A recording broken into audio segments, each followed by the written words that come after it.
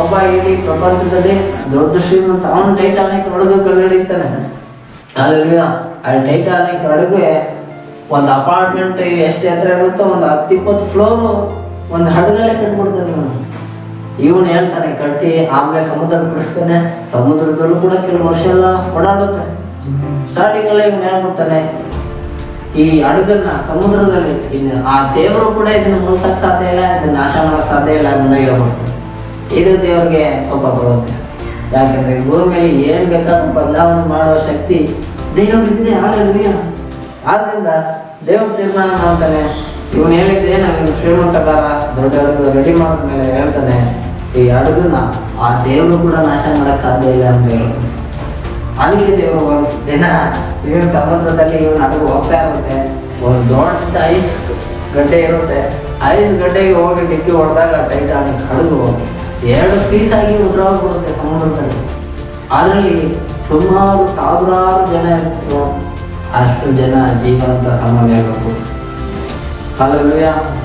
ಕಾರಣ ಇವನು ತನ್ನನ್ನು ತಾನು ಹೆಚ್ಚಿಸ್ಕೊಂಡ ದೇವರು ಮುಂದೆ ಹೆಚ್ಚಿಸ್ಕೊಂಡು ಹೇಳ್ತಾನೆ ಈ ದೊಡ್ಡ ಹಡಗು 10-20 ಫ್ಲೋರ್ ಅಷ್ಟು ದೊಡ್ಡ ಹಡಗು, ಒಂದು ಅಪಾರ್ಟ್ಮೆಂಟ್ ಎಷ್ಟು ಅಗಲ ಇರುತ್ತೋ ಅದಕ್ಕಿಂತ ದೊಡ್ಡದಾಗಿ ಹಡಗು ರೆಡಿ ಮಾಡಿ ಆ ದೊಡ್ಡ ಹಡಗಲ್ಲೇ ಇವನು 20 ಫ್ಲೋರ್ ಅಷ್ಟ ದೊಡ್ಡ ಹಡಗು ಆಗುವ ರೀತಿಯಲ್ಲಿ ಅವನು ಕಟ್ಟಿರ್ತಾನೆ. ಹಂಗಾಗಿ ಈ ಒಂದೇ ಹಡಗಲ್ಲಿ 1000 ಜನ ವಾಸ ಮಾಡಬಹುದಾಗಿತ್ತು. ಅನೇಕ ದೇಶದಿಂದ ವಿದೇಶಗಳಿಗೆಲ್ಲ ಹೋಗೋ ಥರ ಈ ಹಡಗನ್ನ ಡಿಸೈನ್ ಮಾಡಿರ್ತಾನೆ. ಆದ್ರಿಂದ ಇವನು ತನ್ನ ಬಲವನ್ನು ನಂಬ್ಕೊಂಡಿದ್ದ, ತನ್ನ ಹಣ ಬಲವನ್ನು ನಂಬ್ಕೊಂಡಿದ್ದ. ಅದರಿಂದ ಇವನು ಹೇಳ್ದ ಆ ದೇವರು ಕೂಡ ಈ ಹಡಗನ್ನ ಮುಂದೆ ನಾಶ ಮಾಡೋಕ್ಕಾಗಲ್ಲ ಅಂತ ಹೇಳ್ತಾನೆ.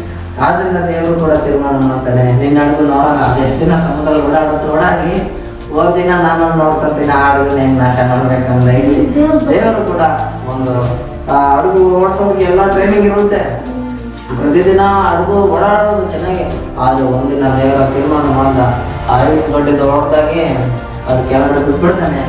ಆ ಐಸ್ ಗಡ್ಡೆ ಹೋಗಿ ಹಡಗು ಡಿಕ್ಕಿ ಹೊಡೆಯುತ್ತೆ. ಡಿಕ್ಕಿ ಹೊಡೆದಕ್ಕೆ ಸ್ಪೀಡಲ್ಲಿ ಹೋಗಿ ಡಿಕ್ಕಿ ಹೊಡೆದಕ್ಕೆ ಏನಾಗುತ್ತೆ ಆ ಹಡಗೆ 2 ಪೀಸ್ ಆಗಿ ಸಮುದ್ರದಲ್ಲಿ ಬಿದ್ದೋಗುತ್ತೆ. ಹಂಗಾಗಿ ಅದರಲ್ಲಿ 1000 ಜನ ಇರ್ತಾರೆ. 1000 ಜನ ಒಂದೇ ದಿನದಲ್ಲೇ ಸತ್ತೇ ಹೋಗ್ತಾರೆ ನೀರಲ್ಲಿ ಮುಳುಗಿ. ಯಾಕಂದ್ರೆ ಅದು ಸಮುದ್ರ ಅಂದ್ರೆ ನದಿಗಳಿಗಿಂತ ದೊಡ್ಡದು. ನಮ್ಮ ಕರ್ನಾಟಕದ ಕಾವೇರಿ ನದಿ, ಕೃಷ್ಣಾ ನದಿ, ಬ್ರಹ್ಮ ನದಿ ಇವೆಲ್ಲ ಇದಾವೆ. ಈ ಎಲ್ಲ ನದಿಗಳು ಸೇರಿದ್ರೆ ಒಂದಾಗುತ್ತೆ ಸಮುದ್ರ. ಹಂಗಾಗಿ ಸಮುದ್ರ ಅಂತ ಸಿಕ್ಕಾಪಟ್ಟೆ ದೊಡ್ಡ.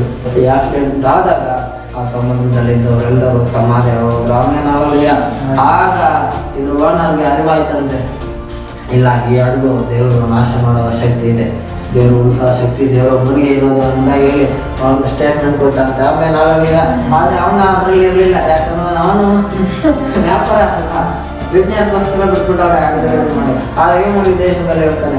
ಆಗ ಹೇಳ್ತಾನೆ ಇಲ್ಲ ನನ್ನನ್ನು ಹೆಚ್ಚಿಸ್ಕೊಂಡು ತಪ್ಪು ಈ ಹಡಗು ನಾನು ನಾಶ ಮಾಡೋಕ್ಕಾಗಲ್ಲ ಅಂದ್ರೂ ಕೂಡ ದೇವರು ನಾಶ ಮಾಡೋ ಶಕ್ತಿ ದೇವ್ರಿಗೆ ಅನ್ನೋದು ಅವಾಗ ಹಿಂಗೆ ಅರಿವಾಯ್ತಂತೆ. ಆದ್ರಿಂದ ನಮ್ಮನ್ನ ನಾವು ಹೆಚ್ಚಿಸಿಕೊಳ್ಳದೆ ನಮ್ಮ ಹತ್ರ ಕೋಟಿ ಇರಲಿ 1000 ಕೋಟಿ ಇರಲಿ ಎಷ್ಟಿದ್ರು ಕೂಡ ಅದು ನಮ್ಮನ್ನ ಉಳಿಸಲು ಸಾಧ್ಯವಿಲ್ಲ. ಹಾಲೆಲೂಯಾ. ನಾವು ಎಂಥ ಮನೆ ಎಂಥ ಅಪಾರ್ಟ್ಮೆಂಟ್ಗೂ ಕೂಡ ಕಟ್ಕೊಂಡು ಕೂಡ ಅದು ನಮ್ಮನ್ನ ಶಾಶ್ವತವಾಗಿ ಬದುಕಿಸುವಂತ ಶಕ್ತಿ ಅದ್ಯಾವುದಕ್ಕೂ ಇಲ್ಲ. ಹಾಲೆಲೂಯಾ. ಈ ಭೂಮಿ ಮೇಲೆ 1 ನಿಮಿಷ ನಾವು ಹೆಚ್ಚು ಬದುಕಬೇಕಂದ್ರೂ ಕೂಡ ದೇವರ ಕೃಪೆ ಇರಬೇಕು. ಹಾಲೆಲೂಯಾ. ದೇವರ ಕೃಪೆ ಇಲ್ಲದಿದ್ರೆ ನಮ್ಮನ್ನು ಕೂಡ ದೇವರು ನಾಶ ಮಾಡಬಹುದು. ಹಾಲೆಲೂಯಾ. ಯಾಕೆಂದ್ರೆ ದೇವರ ವಾಕ್ಯ ಹೇಳುತ್ತೆ ಎಲ್ಲಾ ಮನುಷ್ಯರ ಜೀವವು ಮರಣವು ನನ್ನ ಬಳಗೆ ಉಂಟು ಎಂಬುದಾಗಿ ದೇವರ ವಾಕ್ಯ ಹೇಳುತ್ತೆ. ಹಾಲೆಲೂಯಾ. ಆದ್ದರಿಂದ ಲೋಕದಲ್ಲಿ ಎಷ್ಟು ನಾವು ಶ್ರೀಮಂತರಾಗಿ ಎಷ್ಟು ಬಡವರಾಗಿರ್ತಾರೆ ಎಲ್ಲಾ ಮನುಷ್ಯರ ಜೀವ ದೇವರ ಕೈಯಲ್ಲಿದೆ. ಹಾಲೆಲೂಯಾ. ಆದ್ರಿಂದ ಆ ದೇವರಿಗೆ ನಾವು ಭಯ ಪಟ್ಟು ಬದುಕಲೇಬೇಕು. ಹಾಲೆಲೂಯಾ.